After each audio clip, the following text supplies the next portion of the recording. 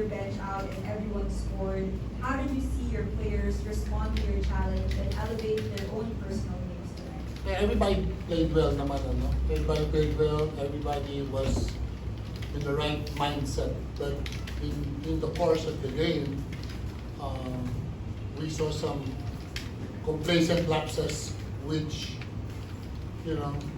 resulted to some mistakes like giving up, what you call that? Those what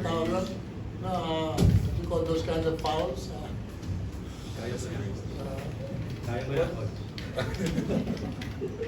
Where you put your foot under the thing, mga last second, like these four shots at the end of the quarter, those things, that we try to avoid.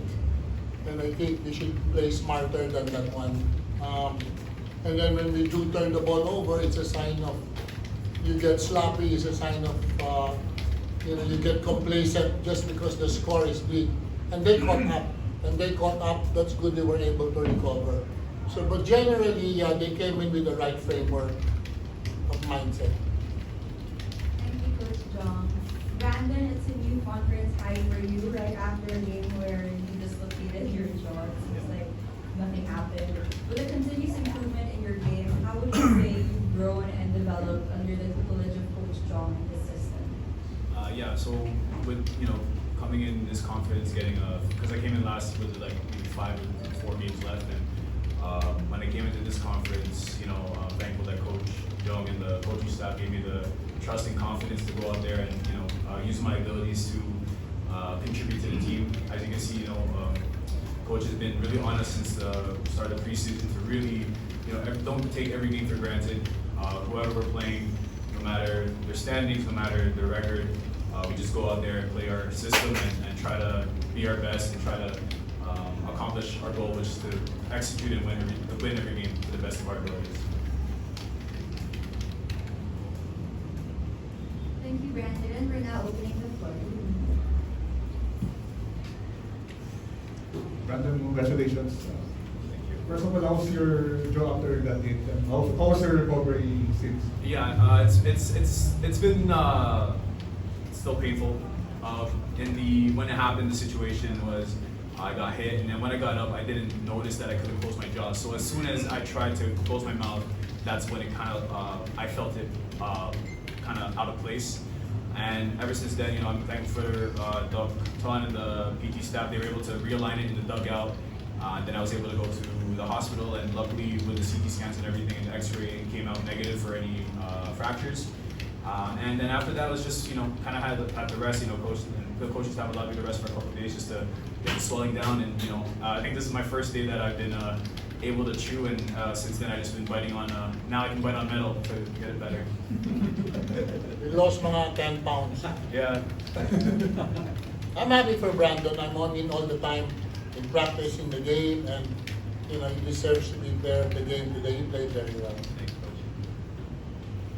Coach, how was his transition from, as you mentioned, from last conference to this early part of the eliminations?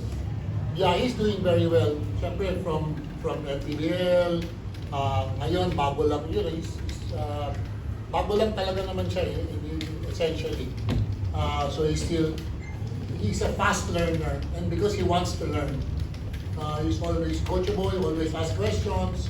Of course, there will always be mistakes, and that's normal.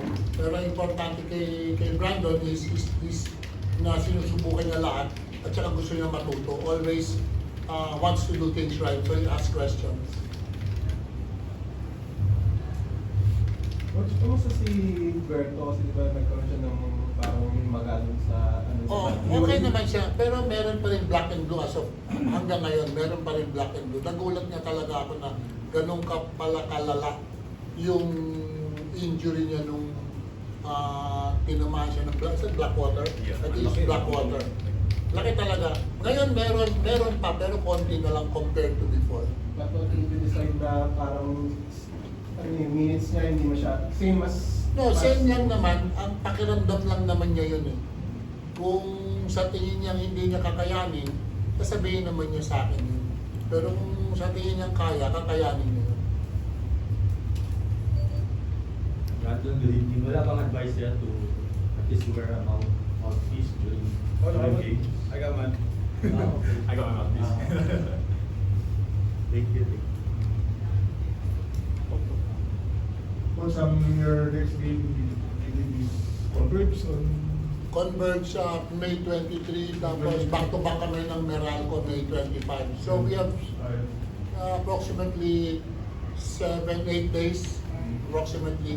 So we'll take this time to get better. Tatlo na coach, medyo big games Converge, siyempre dalawang big Manila and then Meralco, defending champions. Yes, mabigat yung lahat man ng kalaban namin, mabibigat talaga eh. Now, ang buti medyo nakapuhunan, pero yung back-to-back games talagang it's a test. It's going to be a test, back-to-back games versus Converge, playing very well. Two big men, size, dominating talaga si Balti at si Rania. Tapos, pag di naman Meralco, very cohesive unit kasi nag-championship na.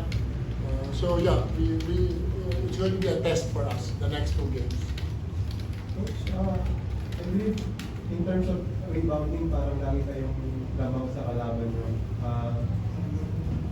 Despite your team being relatively small than the other teams, how do you like that effort and how will that be important kasi siyempre yung next game nyo will be against the Maliit kami, pero malaki puso. So, because rebounding, I think, is other than it is technique, di ba? Yung gusto mo mag-rebound eh. It's more effort, more rather than the technique side.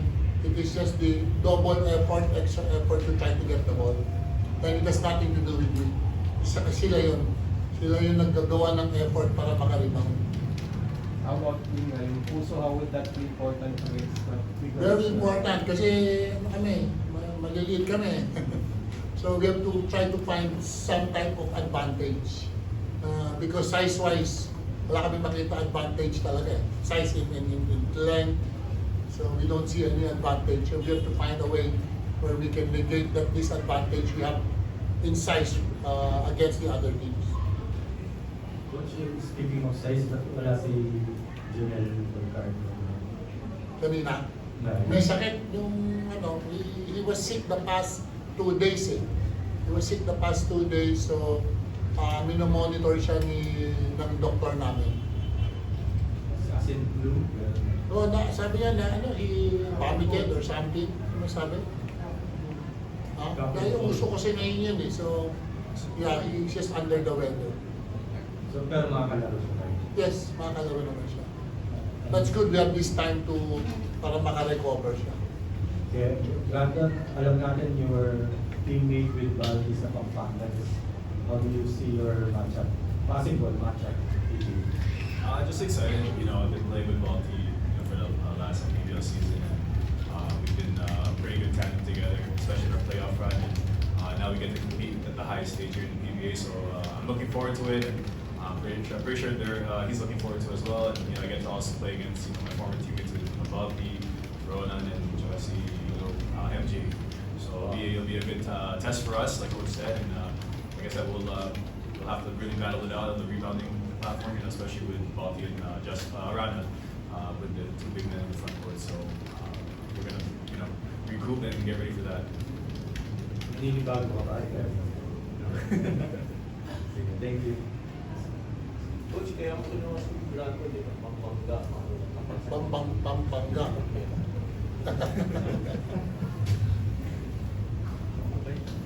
Okay, that concludes our press conference. Congratulations. Thank you. Thank you guys, appreciate it. Thank you.